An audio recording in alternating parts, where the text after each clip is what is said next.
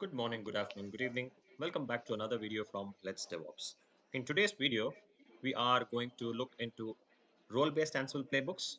This is the part 2 video of the Ansible Deep Dive series that we started last week. So in today's video, we are going to look into what is the industry standard role-based Ansible playbooks? How do you get started with it? What is the structure looking like? What are the key components you need to implement role-based Ansible playbooks? And as we always do, there is a demo where we set up the whole thing and then run a playbook and see how this role-based Ansible playbooks works. So without wasting much time, let's get started with the video. All right. Uh, so I have done some prep work for the video, but then we'll treat it like someone who's fresh wants to start with his role-based playbooks. Then what does he need to know? First, let's understand quickly what are these role-based playbooks. In last video, we saw that we directly created a playbook YAML, and then we went ahead and executed it with Ansible minus playbook, and then followed by the playbook file. It goes about and then executes all of the tasks that is involved.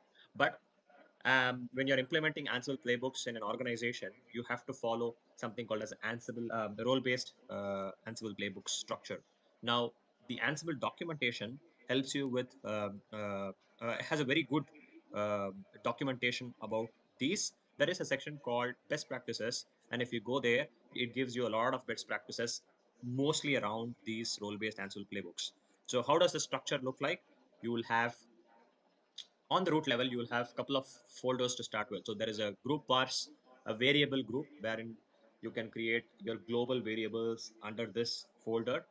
Then you would have something like a roles where you can create multiple roles. So what are these roles basically? When you're creating an Ansible playbook, you would be using it to talk to different systems for different kinds of activities. Let's say you have your project has a bit bucket for the version controlling system, and then it has JFrog Artifactory for the artifact management. And you want to perform few tasks on Bitbucket and then few tasks on the JFrog Artifactory. Instead of combining them into individual playbooks, which can then at some point become a huge overhead where you will have to deal with multiple uh, playbooks, we have this role-based playbooks concept. So you define roles or you create roles based on the application you want to interact with. So there'll be a role for, let's say, Bitbucket, and all of the playbooks around the activities that I want to perform in Bitbucket will be structured under this role. And then I'll have another role for JFrog Artifactory, and all of the playbooks will be structured in there. So now each of these roles will have multiple subfolders because each role could potentially deal with the different things. So there is something called as handlers, templates, vars specific to that particular role. Apart from the global vars that we saw up, there could be something called as defaults and much more, and importantly, tasks. Uh, you don't need all of it to start with. That's what we are going to see in the demo as well. There are a few basic things that you need to get started, and then you can expand and keep building it more and more once you gain the hang of how you can work with these role-based Ansible playbooks. So just to give you an idea, this structure. Let's go to our terminal. I'm basically using a Windows machine and using WSL. I've installed an Ubuntu flavored Linux OS, and that's how what I'm going to use for my demo purpose. All right. Now, for someone who's getting started, how do I create the structure? Do I have to go and create all of it manually? If yes, what is all that I need is something that you would be really worried about. No, you don't have to. Why? Because Ansible itself provides you an utility to create all of these structure, and then the basic structure is formed, the skeleton is formed, then you just need to tweak around and then add or remove stuff that you want, you don't want. How do I start with? Let me just create a empty folder for uh, the demo purpose. Let's create something like get started. I get into this folder. Do I have anything? No. Now, what's the command that will help me create this roles and the directory structure? It's Ansible Galaxy space init space the name of the role that you want to create. In our case, we want a role called Bitbucket because I'm going to do something on Bitbucket that I already have as a part of this demo. So let's create a role for Bitbucket. Boom, it's created. Let's You have Bitbucket. If I get into Bitbucket, sorry,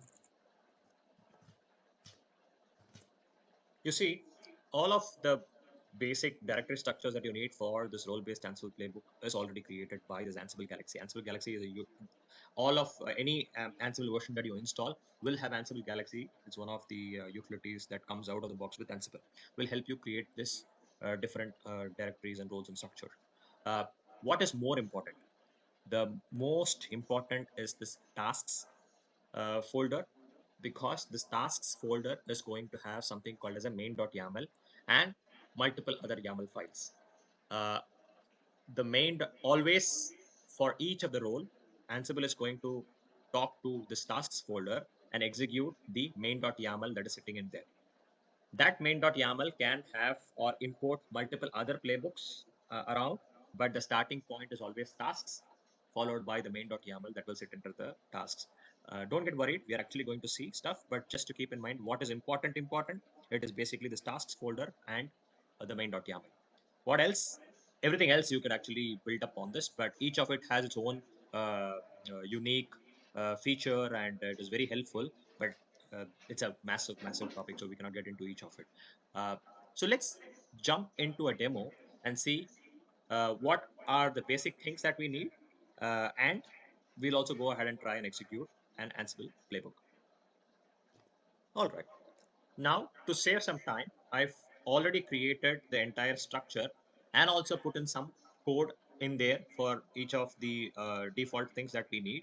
And let me use this time to explain what I've done, and then we'll go ahead and execute the playbook. So what have I done?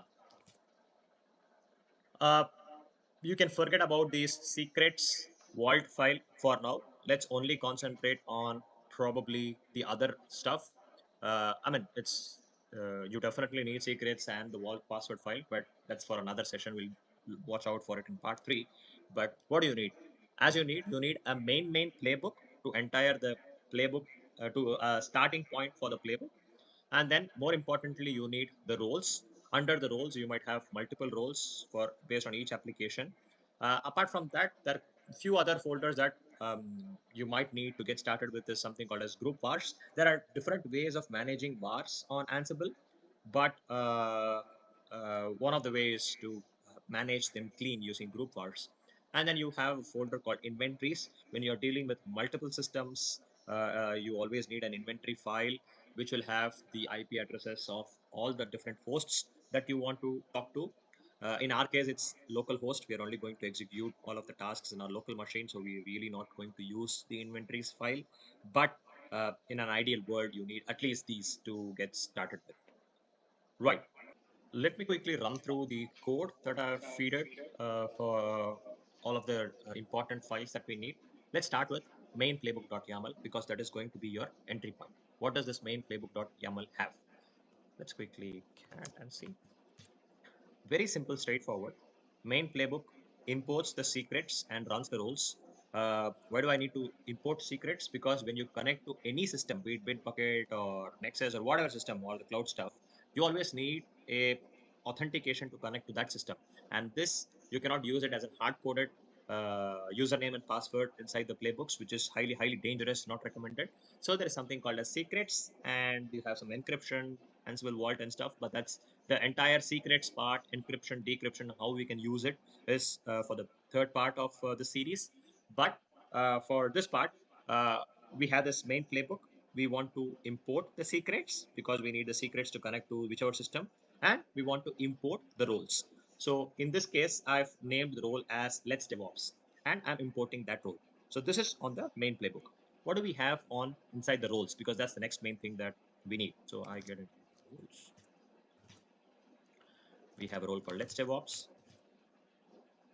LS. So you can see that it's exactly the same structure that the Ansible Galaxy init gave us. I've not modified anything. You can also ignore to use all of it and just only touch the pieces which you really need. It's not that you have to use all of it. Now, what have I done? If you go to tests, I don't have anything on tests.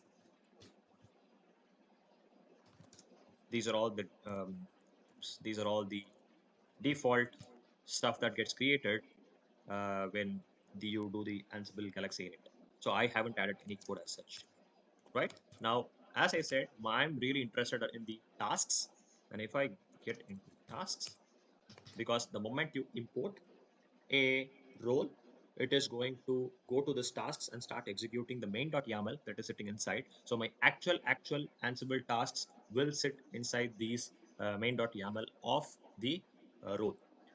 What do I have in here? Right, this is basically a series of tasks that I have to clone a GitLab repository from Bitbucket. Um, as you see, there is you need a username and password to be passed into the clone URL to get the uh, repository cloned to our local. And that's what basically this playbook does. So it clones, and then I add some file. I add a playbook.yaml file to the cloned repository, and I do a git add commit, and then I push the newly added file back into the repository. So if I go in here, it's this demo video repo that I'm going to clone, add some new file, and then commit and push. This repository currently does not have any file called main playbook.yaml, but as a part of this exercise, it's going to clone it to my local, add this main playbook.yaml, and then add, commit, and push it back to this Bitbucket repository. That's pretty much it. Uh, as I said, this secret stuff is something that we are going to see in the next video. Otherwise, apart from that, I haven't touched any of the other stuff to keep it very, very simple for you to get started. So good, then what we can do is we will go back to the root path where we have the main playbook, and we have to execute the main playbook with the command similar to how we executed the actual playbook. Yep. So Ansible playbook followed by main playbook.yaml. Again, you need to ask become pass because I have it the sudo password restricted, and then you need a to pass a vault password file argument with the text.